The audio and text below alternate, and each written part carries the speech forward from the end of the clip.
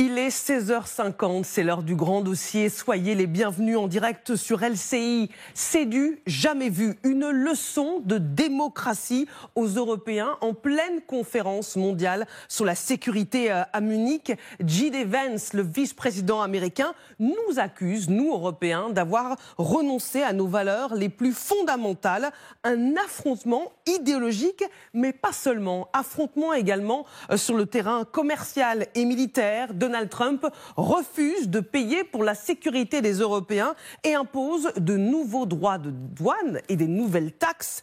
Pouvons-nous nous passer de l'allié américain et comment, avec qui nouer de nouvelles alliances ? Trump-Europe, la guerre est-elle déclarée? C'est la question du grand dossier ce soir. J.D. Vance a déjà prévenu, je vous le disais, lors de la conférence de Munich, les Européens doivent apprendre à compter sur eux-mêmes. Vous étiez tous là pour évoquer les augmentations de dépenses militaires en vertu de certains objectifs. L'Europe doit faire davantage. Que les Américains puissent se concentrer sur d'autres zones du monde qui sont une menace. Pour comprendre ce qui se joue, allons plus loin et accueillons ce soir dans le grand dossier Samantha de Bendern. Bonsoir. Chercheuse à la Royal Institute of International Affairs, ancien officier politique de l'OTAN. Le lieutenant-colonel Vincent Arbarutier, bonsoir. Historien militaire, docteur en sciences politiques. Dominique Simonet, bonsoir. Vous êtes écrivain, journaliste, spécialiste des États-Unis. Vincent Crouzet, bonsoir. Bonsoir Marie-Aline. Expert en renseignement, auteur de Comment vivre dans un monde en guerre, aux éditions La Jeune Martinière. Yves Doutrio, bonsoir. Vous êtes ex-ambassadeur de France à l'OSCE, représentant permanent adjoint de la France à l'ONU. Vous connaissez très bien les États-Unis, vous y avez vécu, travaillé. Quelques années, oui. Quelques années. Merci d'être avec nous en direct sur LCI. Une image pour commencer, qui appartient peut-être déjà à l'implication passée des États-Unis en Europe. Pete Hegseth, secrétaire à la défense des États-Unis, en visite en Pologne ce matin auprès des troupes américaines stationnées dans le pays.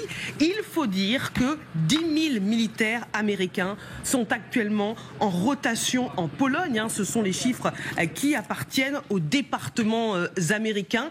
Et peut-être que demain, les Américains retireront ces troupes des États-Unis de Pologne, car ces troupes, ce n'est donc le maintien de ces troupes en Europe, elle n'est désormais plus la priorité pour les Américains. Allons justement plus loin avec vous, Kadi. Vous nous avez rejoint sur un état des lieux de la présence américaine en Europe. Qu'est-ce que ça représente ? En fait, globalement, Marie-Aline, il faut avoir en tête déjà que les États-Unis, ils disposent en fait de 750 bases militaires à travers le monde. C'est sur 80 pays. Et sur cette présence militaire, regardez, 275 bases ou installations militaires sont en Europe. Sur ces 275 bases, l'essentiel, c'est en Allemagne, avec environ 119 bases qui sont en Allemagne, notamment la fameuse base de Ramstein, le quartier général de United States Air Force en Europe. On se rend bien compte d'ailleurs de la répartition sur cette carte. Vous allez voir l'essentiel en Allemagne, plusieurs en Italie. Vous allez voir cette carte qui montre bien ce que c'est impressionnant, la présence américaine. C'est vrai qu'on n'a pas idée réellement de ce que ça représente. Cette carte le montre bien. Vous voyez donc beaucoup en Allemagne, au Royaume-Uni, aux Pays-Bas, en Belgique, en Turquie, en Pologne ou encore en Roumanie et l'Angleterre. Je vous l'ai dit, et notamment une base aérienne. Comme vous le voyez sur cette carte, surtout dans l'Est, dans le sud-est de l'Angleterre, Marie-Aline. C'est très clair, cette carte des bases américaines en Europe, plus précisément concernant la répartition des militaires. Alors là aussi, vous allez les voir dans le détail, on parle de 100 000 militaires sur le sol européen, des soldats américains. Alors sur ces 100 000 militaires, il faut faire le distinguo entre les militaires permanents, il y en a environ 70 000, et 30 000 environ qui sont là de façon... qui sont déployés, si vous voulez, temporairement sur le terrain, notamment en réponse à la guerre en Ukraine, évidemment, et pour des exercices de l'OTAN. Alors, concernant donc cette répartition, 35 000 à 40 000 sont déployés en Allemagne, ça répond bien à ce qu'on disait tout à l'heure sur la carte. En Italie, ils sont 12 000 environ, vous voyez, c'est bien expliqué ici aussi. Au Royaume-Uni, ils sont 10 000. Idem pour la Pologne, vous l'évoquiez à l'instant, Marie-Aline. La Pologne qui est devenue un point stratégique, évidemment, majeur, depuis notamment 2014, par rapport à la présence croissante pour dissuader, évidemment, la Russie. En Roumanie, pivot dans la guerre des Balkans, ils sont environ 5 000. Et en Espagne aussi, il y a 3000 militaires américains. En Belgique, aux Pays-Bas, en Turquie, les effectifs sont plus modestes. Des pays qui hébergent des effectifs plus réduits, mais qui jouent des rôles spécifiques, notamment dans le partage nucléaire. En Turquie, ils sont environ 2000 à Incirlik, la fameuse base où on stocke des armes nucléaires, et certaines opérations spéciales au Moyen-Orient. Et puis donc en Belgique, ils sont environ 1000 militaires, 400 environ aux Pays-Bas. Voilà, Marie-Aline. Merci beaucoup, Kadi, pour ces explications qui nous montrent le poids de l'Amérique en Europe. Alors, parole aux militaires d'abord, colonel Vincent Arbaretier. C'est quand même fort ce que nous dit Trump. Il nous avait promis pendant la campagne, il l'avait dit. Maintenant, vous vous débrouillez. Est-ce qu'on peut faire sans ? Est-ce qu'on peut faire sans les Américains ? Alors tout d'abord, pour compléter ce qui a été dit, il y a plusieurs types de soldats américains sur le sol européen. Alors effectivement, lorsque vous allez en Allemagne, il y a eu beaucoup plus de soldats américains au moment de la guerre froide. Il y en a eu 3 à 4 fois plus. Et le nombre a commencé à décroître au moment de la première guerre du Golfe, puisque un corps d'armée complet est revenu aux États-Unis. Donc il y a les fantassins. Les fantassins, je pense que ils vont partir. De toute façon, les Américains peuvent très bien réacheminer autant que de besoin des fantassins de l'armée de terre, si vous voulez, pour combattre. Il y a d'autres types qui sont plus gênants, mais qui pourraient à la limite être confiés aux Européens. C'est tout ce qui concerne la surveillance de la défense antiaérienne sur certains pays comme l'Allemagne, où on voit que les Allemands d'ailleurs ont leurs propres patriotes, ont leur propre système, mais tous ces systèmes, pour avoir servi dans l'OTAN il y a quelques années, sont à un moment ou à un autre contrôlés par des Américains, et notamment sur la Méditerranée. Et là vous avez un pion important qui, je pense, ne devrait pas trop concerner les Italiens pour l'instant, c'est la 6e flotte en Méditerranée. Les Américains, pour l'instant, compte tenu de la complexité de la situation au Moyen-Orient, et puis avec l'instabilité de la Turquie et même de l'Asie centrale, vont conserver ce pion de présence. Ou alors, s'ils ne le faisaient pas, ça veut dire qu'ils ont complètement renoncé à la Méditerranée, ce qui, depuis la fin de la Seconde Guerre mondiale, n'est pas possible. L'Italie, en fait, on peut considérer en Italie que le sud de l'Italie, que je connais un peu, est une région, je dirais, peut-être où la présence américaine est tellement forte, l'amiral qui commande la 6e flotte est également le patron de l'OTAN à Naples, qu'on peut parler d'un proconsul. Et peut-être parce qu'il a un double commandement, avec peut-être plus de gens qui sont dans la partie américaine que d'Américains dans l'OTAN. On a 2 états-majors qui sont pratiquement l'un à côté de l'autre, et là la présence est très lourde. Les Américains ont acheté notamment des terrains qui leur servent de base. La nouvelle construction qui a hébergé le PC de l'OTAN a été achetée par les Américains. Avant, c'était loué. D'ailleurs, c'est peu rentable. Donc si le président Trump veut faire des économies, effectivement, il peut vendre tout ce que les Américains ont déjà acheté dans certains pays comme l'Italie. La présence américaine date de 1943, quand ils ont débarqué. Mais vendre à qui, colonel ? Aux Italiens. Alors, je pose la question parce pas aux Chinois. Voilà, c'est ça. Pourquoi je pose la question ? On ne pas aux Chinois. Non, mais je ne sais pas. Ils peuvent très bien, parce que on a compris qu'ils étaient endettés, que le président Trump cherchait surtout à gagner de l'argent, parce que c'est vrai que cette présence coûte cher. La logistique américaine, elle est énorme. Ils font venir des États-Unis tout, y compris le pain. Si vous voulez, les bases de Ramstein et de Pise en Italie, ce sont des convois aériens gigantesques pour apporter de la logistique américaine aux soldats américains qui restent dans leur base et qui pourraient très bien acheter sur place du pain italien ou du pain allemand, si vous voulez. Donc il y a tout un poids logistique et financier de cette présence américaine qui, quand on regarde avec l'œil de Trump, il dit mais pourquoi on fait tout ça, quoi ? Toute cette présence très lourde coûte très cher, parce qu'il y a le principe de la logistique américaine qui est très pesant par nature. On a bien compris que ça coûtait cher, et notamment aux contribuables américains. C'est ce que n'a pas cessé de répéter le président américain. Est-ce qu'il est en train de nous lâcher, Samantha ? Moi, je dirais oui. Et alors, ce qui est quand même paradoxal, et c'est là toute la contradiction qu'on voit dans un peu toutes les politiques de Trump, il est en train de nous dire on vous lâche, Et en même temps, on a un vice-président qui s'immisce carrément dans la politique intérieure de pays de l'Union européenne. Donc, on vous lâche, vous vous débrouillez, mais on va vous dire ce qu'il faut faire. C'est totalement paradoxal et c'est vraiment inquiétant comme comportement.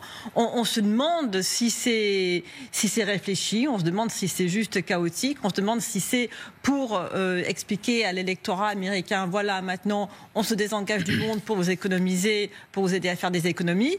En même temps qu'il veut lâcher les Européens, il menace ses voisins. Donc, si vous voulez, la question n'est même pas de savoir s'il nous lâche, c'est est-ce que nous, Européens, on peut se permettre de continuer à dépendre des États-Unis, pas pour les 4 ans à venir, mais cette dépendance, visiblement, elle a un coût. Parce qu'on ne sait pas qui viendra après Trump, on ne sait pas qui viendra après celui qui viendra après Trump. Donc si vous voulez, à partir du moment où on acte une divergence sur la vision du monde, les États-Unis sont très clairs que pour eux, la priorité maintenant, c'est l'Indo-Pacifique. Et ça ne risque pas de changer demain. C'était déjà une priorité avant, c'était juste dit de façon beaucoup moins éclatante. Mais ce qui est quand même extraordinaire aujourd'hui, c'est que non seulement il nous lâche militairement, mais il nous déclenche une guerre économique, tout en menaçant l'intégrité territoriale d'un pays de l'OTAN, qui est le Danemark, et en ayant des blagues sur l'annexion potentielle d'un autre pays de l'OTAN, qui est le Canada. Donc c'est plus que nous lâcher, c'est nous...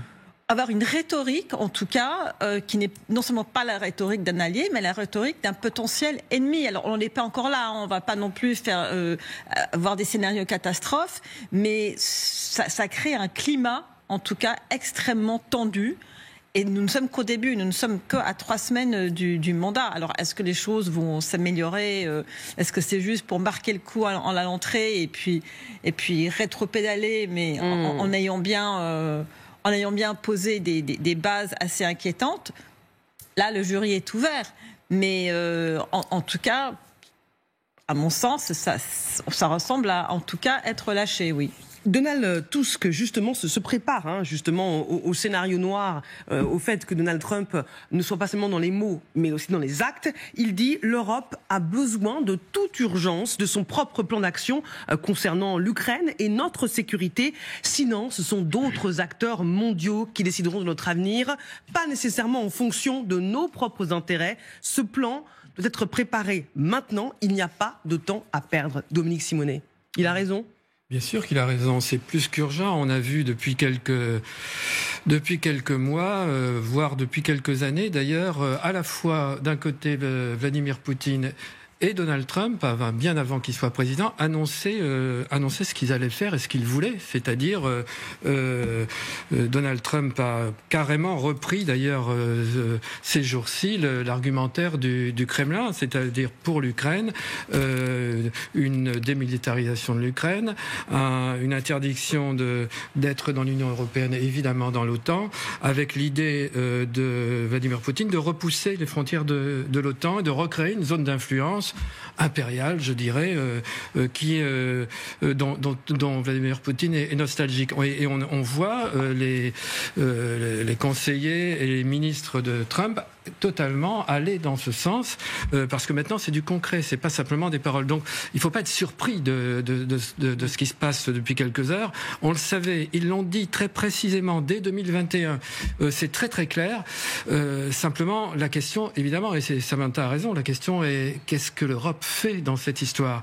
Et on voit que l'Europe est un peu seule. On voit que J.D. Vance, on en parlera peut-être tout à l'heure, oui, a sérieusement secoué les représentants des pays européens d'une manière assez peu courtoise, et on voit que la réponse, elle doit effectivement être extrêmement urgente, parce que il s'agit, là la question est grave, parce qu'il s'agit vraiment de la sécurité de l'Europe. Et on voit que Donald Trump, donc l'Amérique de Donald Trump est prête à lâcher l'Europe, à laisser se créer une sorte de Pax Russica avec une Ukraine vassalisée, ou en tout cas satellisée, et que les États-Unis, d'une certaine manière, vont se constituer comme une forme de puissance, et nous on est entre les deux. On est entre maintenant l'Amérique de Trump et la Russie de Poutine. Et donc il faut réagir. Simplement, bon, sur le plan militaire, vous l'avez quand même esquissé. C'est pas, on n'est quand même pas très très capable d'être à la hauteur du défi. La deuxième question qui se pose, c'est quelle est l'appréciation de la vraie menace? Est-ce qu'on considère que Vladimir Poutine est un conquérant? Est-ce qu'il va continuer? Comment on peut le contrer? On voit les pays baltes qui s'affolent, qui construisent à leurs frontières. On voit que la Pologne, elle aussi, est très inquiète. Je crois que la Lituanie a décidé de doubler son budget de défense, passer de 3 à 6%. Donc on voit qu'il y a une véritable prise de conscience. La vraie question est, je crois, la réponse face à cette nouvelle géopolitique. Il y a une recomposition du paysage géopolitique mondial qui est en train de se faire. Et donc, comment réagir à cela? Il est plus qu'urgent, effectivement, que les Européens se concertent. On en reparlera peut-être aussi, mais malgré tout, l'Europe, elle marche pas pas la même voie. Elle est assez divisée. Parole à l'ambassadeur. C'est une rupture forte que Trump fait ce soir avec J.D. Vance? Alors, c'est certainement grave, comme ça a été dit, et que c'est une rupture. Simplement, je voulais remettre un peu en perspective, parce que M. Trump nous avait habitués à ça il y a déjà 5 ans. Souvenez-vous, et il avait même réduit les effectifs de soldats américains en Allemagne, de mémoire de 5 000 ou 10 000 hommes, j'ai plus tout à fait le chiffre en tête, et en rétorsion parce que les États-Unis encaissaient des déficits commerciaux trop importants vis-à-vis de l'Allemagne. Et M. Trump avait dit, puisque les Allemands ne veulent pas acheter de voitures américaines et nous vendent des voitures allemandes, je réduis le nombre d'effectifs militaires américains en Allemagne. Madame Merkel était très très inquiète. Alors maintenant, il y a longtemps qu'on aurait dû effectivement s'y préparer. Je me rappelle d'un discours du président Macron à Bratislava, donc je crois que c'était en 2023.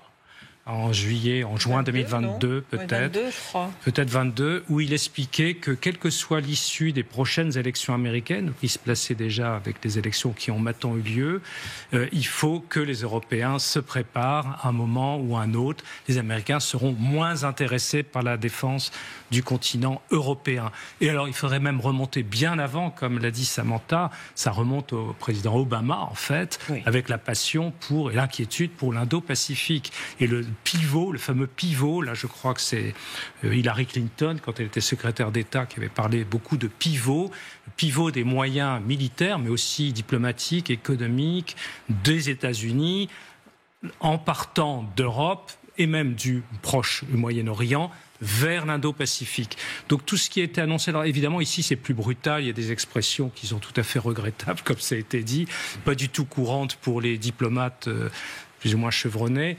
mais on est au pied du mur. Il y a longtemps qu'on aurait dû s'y préparer. Alors les Français depuis fort longtemps parlent d'autonomie stratégique de l'Union européenne. Mais on a constaté avec l'effort d'aide à l'Ukraine qu'on n'était pas tout à fait au point pour la production d'obus, de défense antiaérienne, de missiles, de chars et même d'avions. Donc on a toujours tardé et nous sommes à la limite de nos capacités. Il y a aujourd'hui, alors il y a des programmes européens, il faut quand même le rappeler. Thierry Breton avait joué un rôle là-dedans. Bon, il n'est plus à la Commission, mais je crois que la Commission européenne veut poursuivre. Il y a un budget européen, mais alors on devrait aller même plus loin, puisque vous savez qu'il y a beaucoup de propositions pour un emprunt européen pour soutenir l'effort des industries de défense proprement européennes. Il ne faut pas oublier aussi que les Américains sont quand même très intéressés par l'Europe parce qu'ils leur vendent des armes. Je crois que les 2/3 ou les 3/4 des achats d'armement européens sont faits aux États-Unis d'Amérique. Donc ça met quand même un petit frein par rapport à tout ce qui a été dit, parce que l'Amérique restera quand même intéressée pour vendre des armes américaines aux Européens. C'est ce que vous disiez, c'est du brutal. Ça fait référence à la une du point, la géopolitique de la force, pas lu, mais la revanche anti-woke de l'Amérique trumpiste. Avant de vous entendre, Vincent Crouzet, pour alimenter notre débat, Emmanuel Macron fait lui aussi cet appel aux Européens en disant « Nous, Européens, nous aurons à renforcer notre sécurité collective et à devenir plus autonome. La France jouera pleinement son rôle pour accélérer en ce sens. L'Europe plus forte et plus souveraine, faisons-la maintenant. Et depuis Munich, il y a quelques minutes, Jean-Noël Barrot, le chef de la diplomatie française, a pris la parole. Lui, il va un peu plus loin, les mots sont plus durs. Il dit qu'il faut se préparer à faire des sacrifices. Écoutons-le.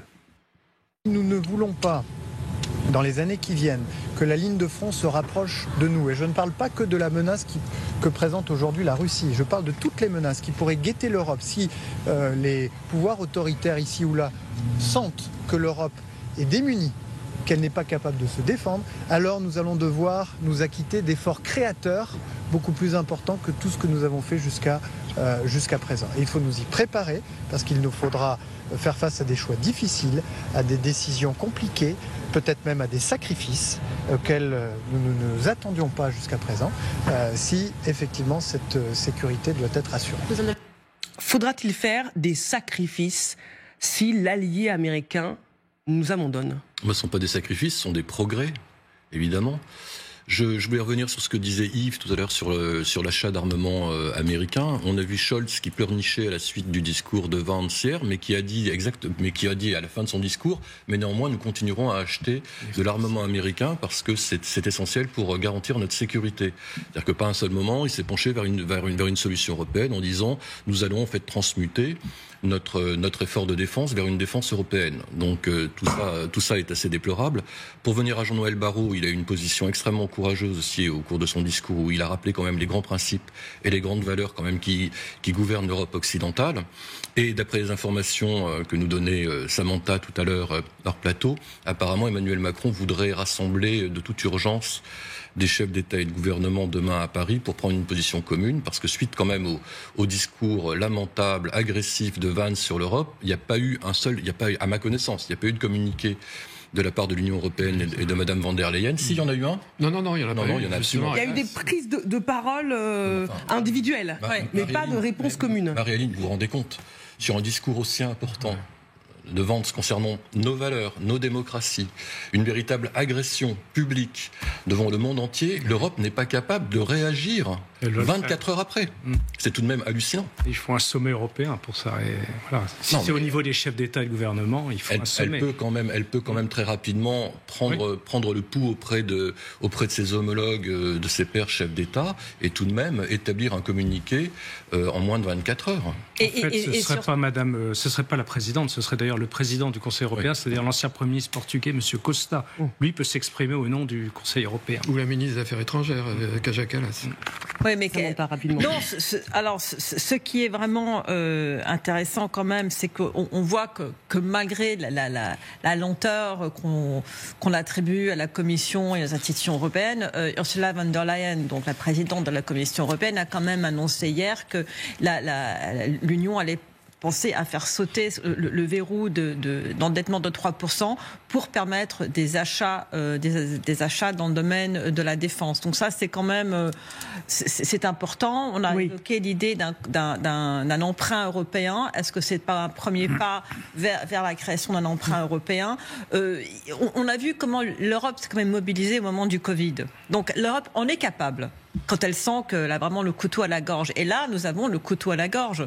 Et ce qu'il faut comprendre avec le discours de Vance hier, c'était que c'était non seulement très insultant, c'était non seulement extrêmement condescendant, mais c'était une rupture avec le principe des Américains, c'est que la politique interne, on la laisse à la maison. Quand on part de chez soi, toutes les idéologies de politique interne, eh bien, ça reste aux États-Unis et on ne s'immisce pas dans la politique interne des alliés. Enfin, je parle sous votre contrôle. Et donc là, c'est une rupture totale parce que Vance a parlé pendant à peu près 20 minutes de menaces de liberté de la parole. Ah ben justement, on y vient, Samantha. Vous m'offrez une parfaite transition. Le grand dossier se poursuit. Vous allez entendre justement l'attaque, le réquisitoire au vitriol de J.D. Vance sur l'Europe, qui est accusée d'avoir sacrifié ses valeurs, qui devrait changer de cap sur l'immigration et sur la liberté d'expression. Trump le soutient à 100%.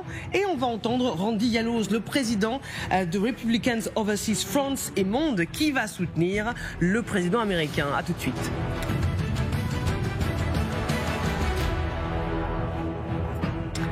Le grand dossier se poursuit, consacré ce soir à cette question. Trump-Europe, la guerre est-elle déclenchée ? déclarée face au désengagement américain, notamment sur le dossier ukrainien, notamment sur la question de la défense européenne.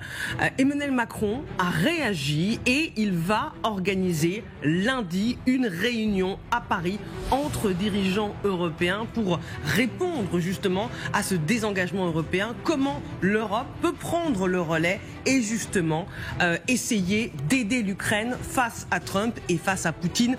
On va y revenir dans ce grand dossier, mais d'abord, on va parler de cette guerre idéologique déclarée par les Américains aux Européens. J.D. Vance, le vice-président américain, qui a fait la leçon aux Européens, une leçon de démocratie et de valeurs, nous accusant d'avoir renoncé à nos valeurs les plus fondamentales, de ne pas nous préoccuper de la vraie menace en Europe, la perte de la liberté d'expression. Et Donald Trump approuve à 100%. Pour moi, la principale menace vis-à-vis de l'Europe, ce n'est pas la Russie, ce n'est pas la Chine, ce n'est pas un acteur d'une nature externe. Ce qui me préoccupe, c'est la menace intérieure, la retraite de l'Europe vis-à-vis de certaines valeurs fondamentales, de valeurs communes avec les États-Unis. En Grande-Bretagne et dans toute l'Europe, la liberté d'expression est en recul. Je le crains. J'ai entendu son discours. Vous parlez du discours de J.D. Vance, n'est-ce pas ? J'ai entendu son discours et il a parlé de la liberté d'expression. Et je pense que c'est vrai en Europe. Ils sont en train de perdre leur merveilleux droit à la liberté d'expression. C'est ce que je constate. Je pense qu'il a fait un très bon discours. Un discours très brillant, oui. Dans ce débat, Randy Yalloz, bonsoir, nous rejoint. Bonsoir, vous êtes président de Republicans Overseas France et Monde. Vous êtes donc un pro-Poutine, hein, vous êtes un républicain. Merci d'être avec nous en direct sur LCI. Pro-Trump. Mais oui. Je fais souvent le lapsus. Pardonnez-moi. C'était pro-Trump, évidemment. Ils se rapprochent tellement tous les deux. Vous aurez parfaitement, évidemment, rectifié et traduit en plateau. C'était un réquisitoire au vitriol, hein, un réquisitoire contre les valeurs perdues de l'Europe. Est-ce que c'est une guerre idéologique que les Américains nous déclarent, enfin que la Maison-Blanche nous déclare, en disant, voilà, il y a une guerre de civilisation. Nous, les Américains, nous défendons les valeurs de la famille, les valeurs fondamentales, et pas vous, Européens. J'estime qu'aujourd'hui, il voulait donner sa vision du monde et que aujourd'hui, les Européens ont décidé qu'ils ne sont pas d'accord avec la vision de l'Amérique et qu'ils sont là aussi pour laisser ouvert la liberté d'expression à travers les réseaux sociaux et qu'aujourd'hui, on voit que les autorités européennes emploient l'usage de la désinformation comme moyen d'empêcher la liberté d'expression, que ce soit pour les catholiques, pour ceux qui sont de droite, etc. Et on imite certaines voix au sein de l'Union européenne et c'est cela qu'il a critiqué. Aujourd'hui, j'estime que le vice-président Vance a envoyé un message à ses homologues européens pour leur dire attention, il y a une autre vision et aussi il faut être ouvert à cette autre vision. Il a certainement aussi parlé de l'interférence dans l'élection roumaine et ça c'est très important. C'est-à-dire qu'ils ont pu faire annuler les élections et même M. Thierry Breton a dit que grâce à notre intervention, on a fait annuler les élections en Roumanie et si besoin, on le fera en Allemagne.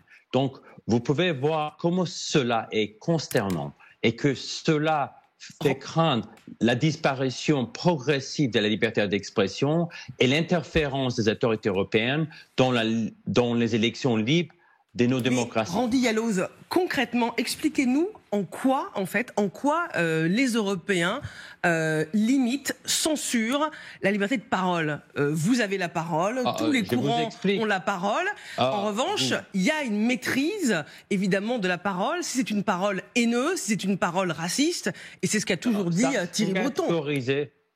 Madame, vous catégorisez tout ce qui est communication qui est non conforme avec les dogmes européens et les normes européennes comme discours de haine. Excusez-moi, s'il y a des personnes qui ne sont pas d'accord avec la ligne de la bien-pensance, cette ligne est censurée.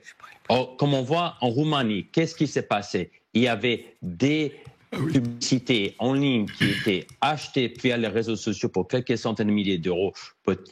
Et ils ont dit que cela constitue une interférence. Ils ont annulé les élections pour cela. Donc, vous imaginez qu'aujourd'hui, dans tous les sens, même les autorités européennes, pour passer leur politique verte, achètent de l'espace et de l'influence sur les réseaux sociaux pour passer leur politique verte. Donc, vous n'allez pas me dire que quand vous avez votre projet européen, et c'est au niveau national également, que ceux qui ne correspondent pas à votre projet sont censurés. C'est arrivé. Et de répétition, pendant les Covid, c'était la même chose. C'est ceux qui n'étaient pas d'accord avec le vaccin étaient automatiquement censurés. On a entendu la parole des gens qui étaient anti-vaccins. On a été obligé, évidemment, de remettre, si je puis dire, l'église au milieu du village et de dire à ceux qui proféraient des fake news, des fausses informations, de rétablir la vérité. On n'allait pas laisser les gens dire que les vaccins entraînent des maladies sans aucune preuve. Les Européens ont censuré l'origine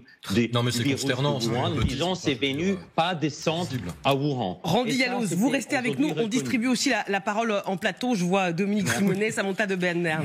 Allez-y, Dominique Simonet. Oui, ça m'a fait un peu bouillir. Bon, le président des Républicains overseas est dans son rôle, puisqu'il reprend le discours de Trump et le narratif de Trump qu'on connaît, c'est-à-dire fondé sur des fake news, fondé sur une inversion du réel en permanence. La leçon de J.D. Vance à Munich, qui fait la leçon aux pays européens, qui parle de démocratie et de liberté, c'est la voie d'une administration qui est en train de détruire les institutions et de détruire les contre-pouvoirs, qui poursuit les opposants politiques, qui gracie les émeutiers du 6 janvier, qui poursuit les juges et qui bannit les journalistes. Donc la leçon de démocratie, elle est un peu dure à avaler, mais c'est vrai qu'on est habitué à cela avec Trump. C'est cette inversion des faits, cette inversion du réel.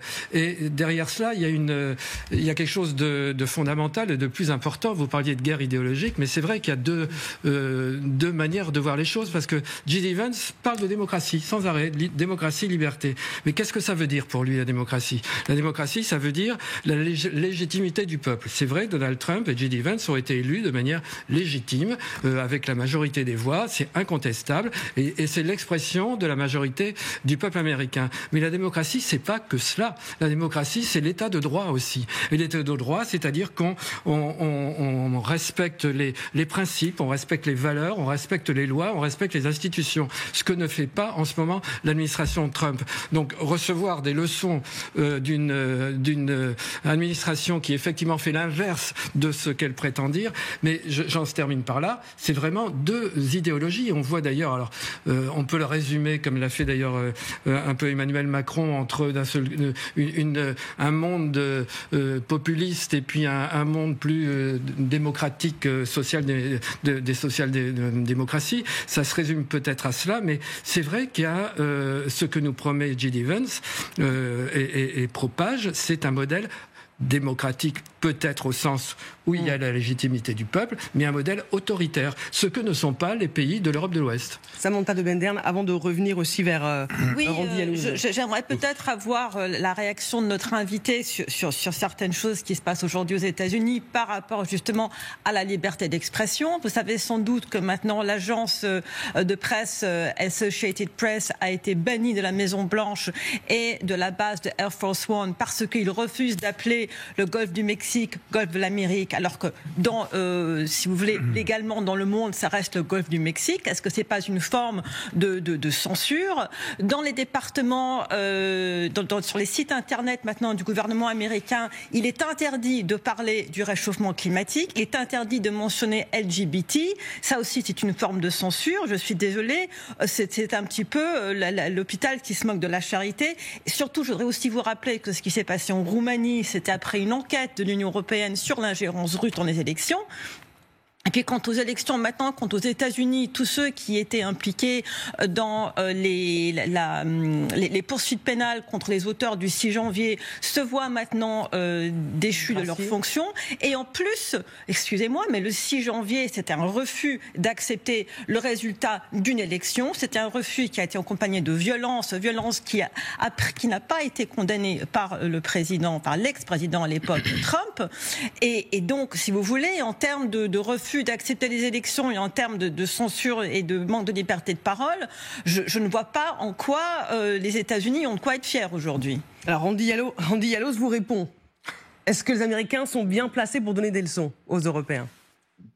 Bien sûr, parce que les Européens et aussi l'administration Biden ont censuré pendant 4 ans tous les camps de M. Trump et tous les électeurs pendant cette période.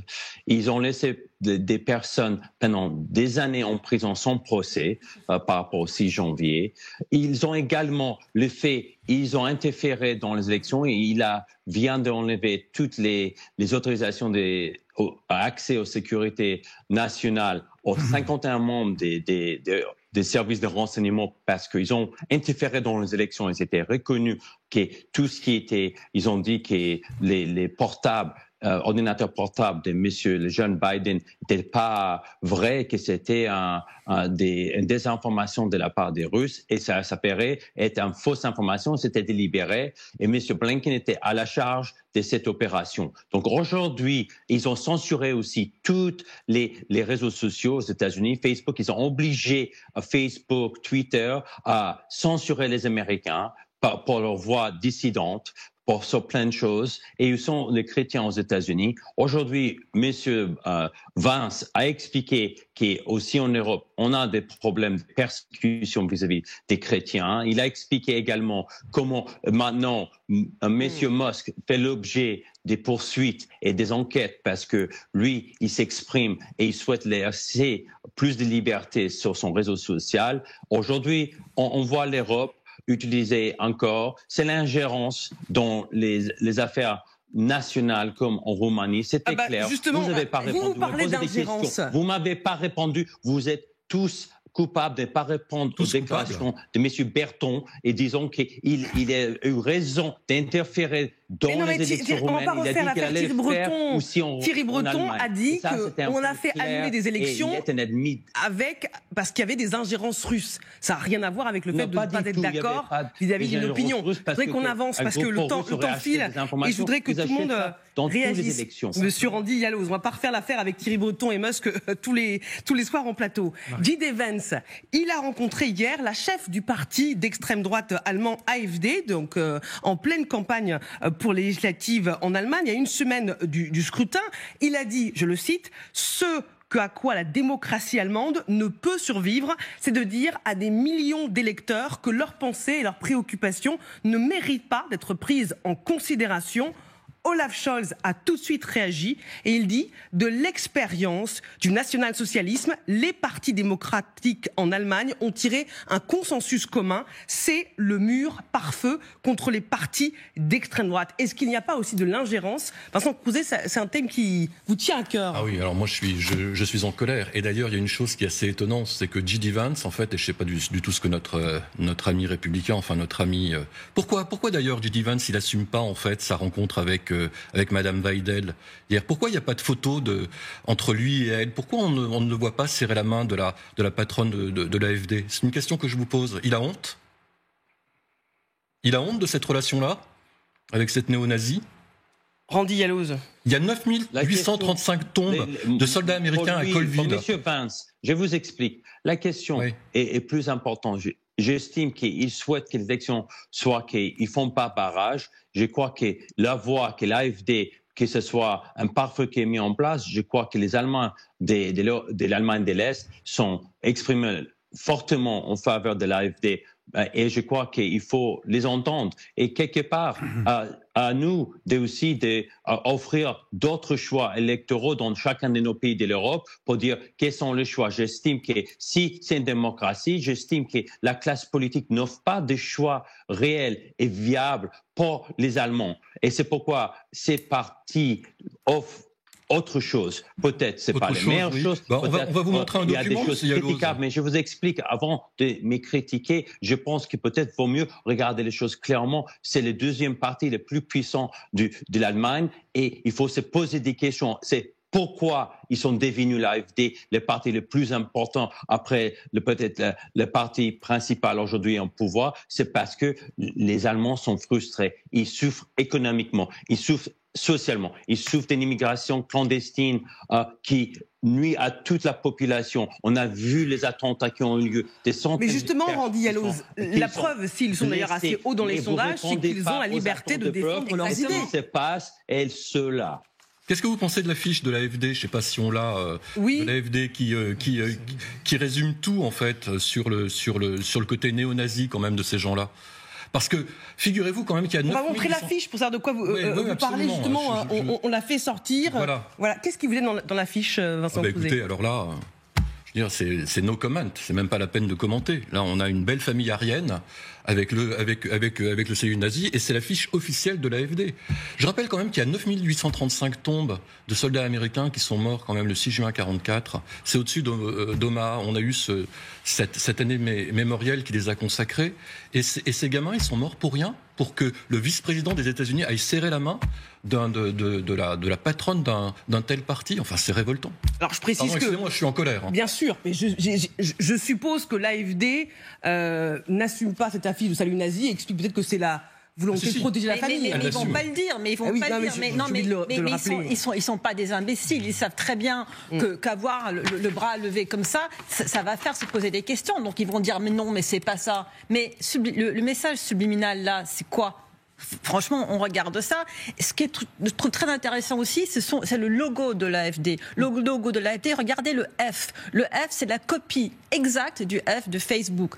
Pourquoi ? Et puis cette petite flèche qui monte, c'est Amazon Prime, c'est Nike. Je dis pas ça pour faire de la philosophie sur les polices, mais là, il y a une volonté délibérée de justement de rendre sympathique, de rendre tout à fait bénin ce symbole de ces deux blonds aux yeux bleus qui lèvent la main droite pour protéger les enfants.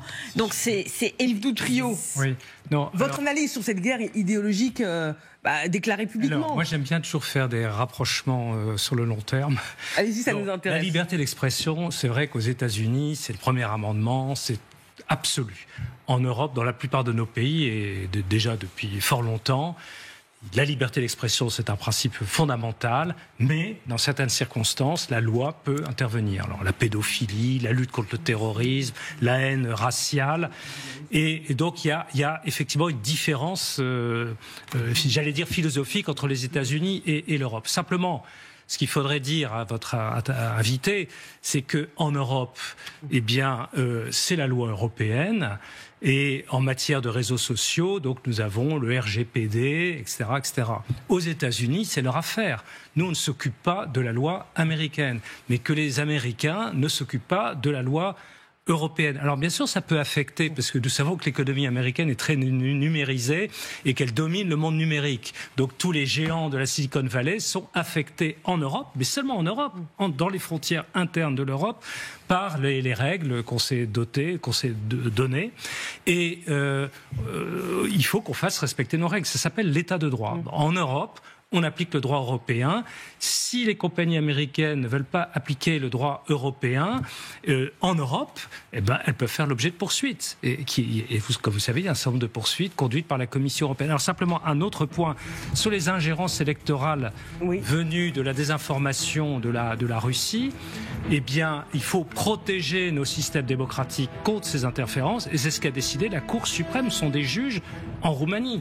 De la même manière qu'un rapport entre interpartisans au Sénat en 2018 ou 2019 a constaté qu'il y avait eu des ingérences électorales russes dans la campagne électorale de 2016. La réponse, l'explication est très claire. Randy Yaloz, merci d'avoir été avec nous. Vous avez entendu la démonstration implacable d'Yves Doutrio. Merci d'avoir été là, Randy Yaloz. Vous restez avec nous à suivre. Sans l'aide américaine, est-ce que les Européens concrètement théoriquement, peuvent continuer à se défendre. L'OTAN, sans les Américains, imagine ce scénario et s'entraîne. Et on va se demander si les Européens peuvent lorgner du côté de la Chine ou de l'Inde pour de nouvelles alliances. À tout de suite.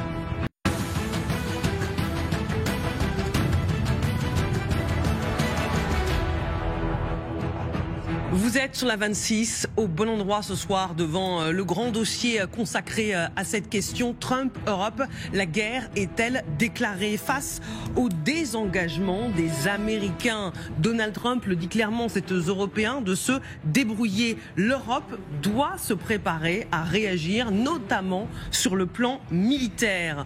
L'OTAN, et plus précisément sa nouvelle force de réaction alliée, créée l'an dernier, va réaliser un premier exercice pour se préparer à un déploiement rapide sur le territoire européen.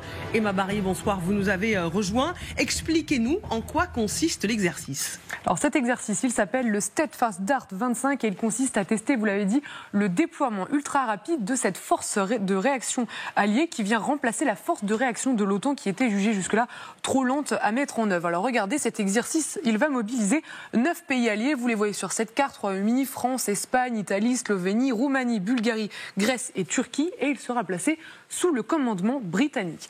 Alors actuellement, 10 000 soldats sont déjà en train de réaliser des manœuvres en Bulgarie, Grèce et Roumanie pour un premier exercice de 2025, donc une simulation d'éventuelle attaque des fronts européens de l'Est, et cet exercice, il va avoir lieu jusque fin février.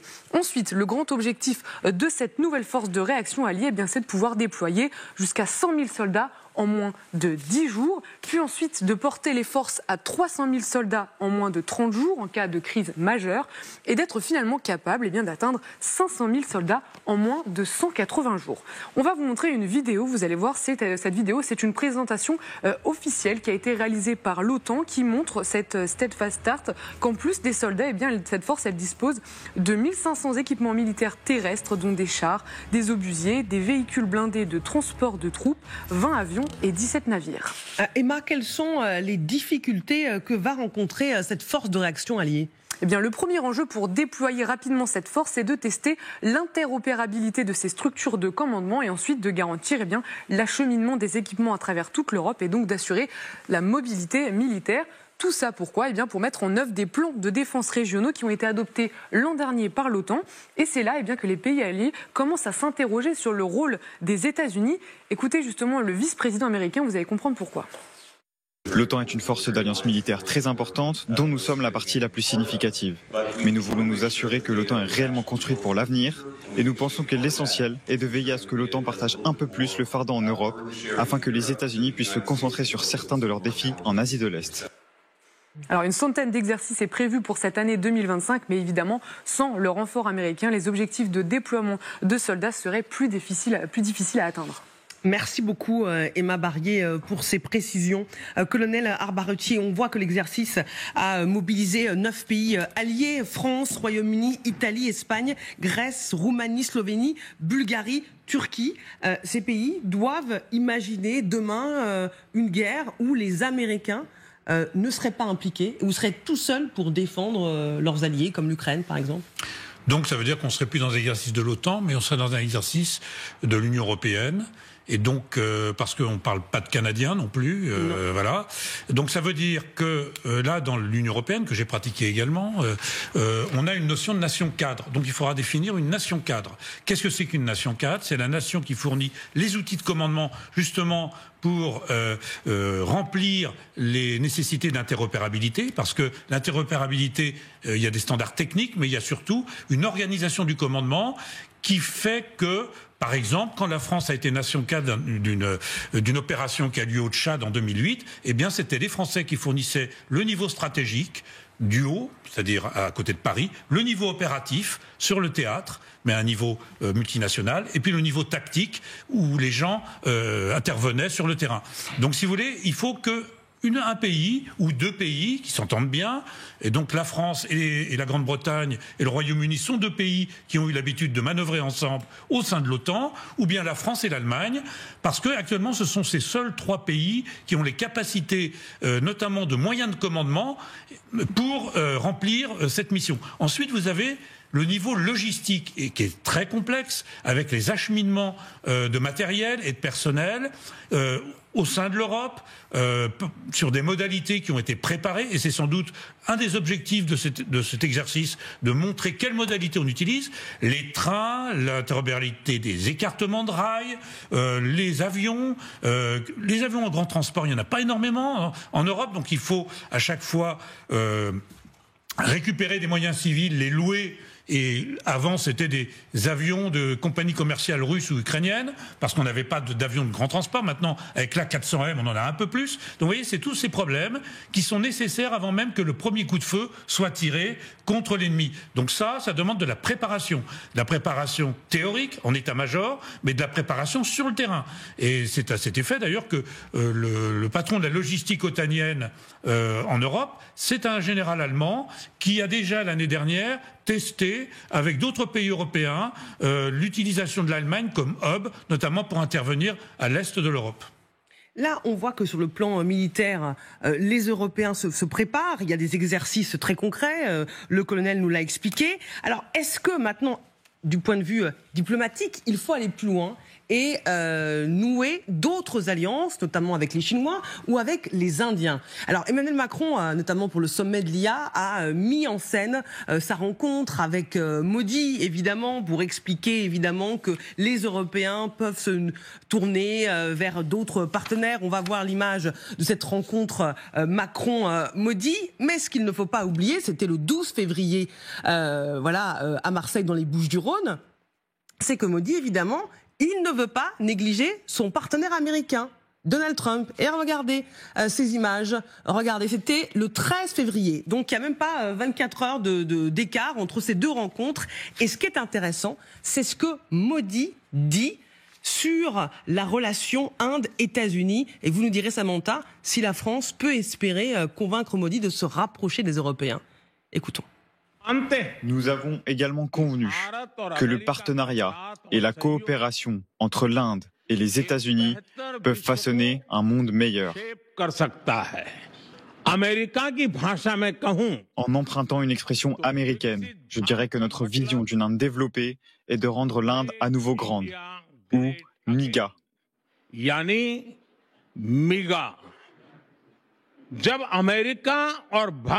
Et lorsque l'Amérique et l'Inde travaillent ensemble, c'est le MAGA.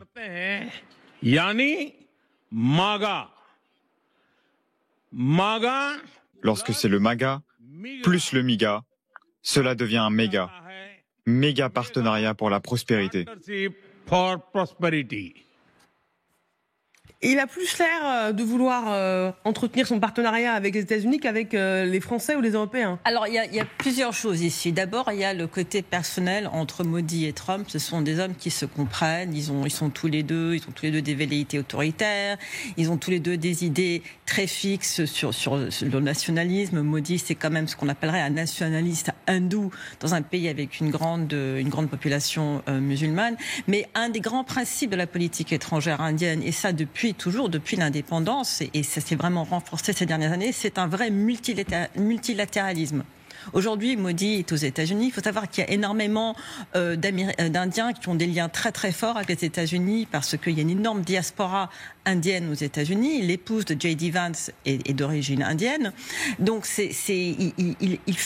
il parle à beaucoup de gens quand il est là aux États-Unis, mais c'est la politique étrangère indienne. C'est qu'on veut être ami avec tout le monde. Il veut être ami avec la Chine, malgré les problèmes, les disputes territoriales entre l'Inde et la Chine au nord-est de l'Inde. Ils veulent être amis avec la Russie. Il y a des liens très très forts entre l'Inde et l'URSS et l'Inde et la Russie qui durent depuis des années, et même au niveau de coopération militaire.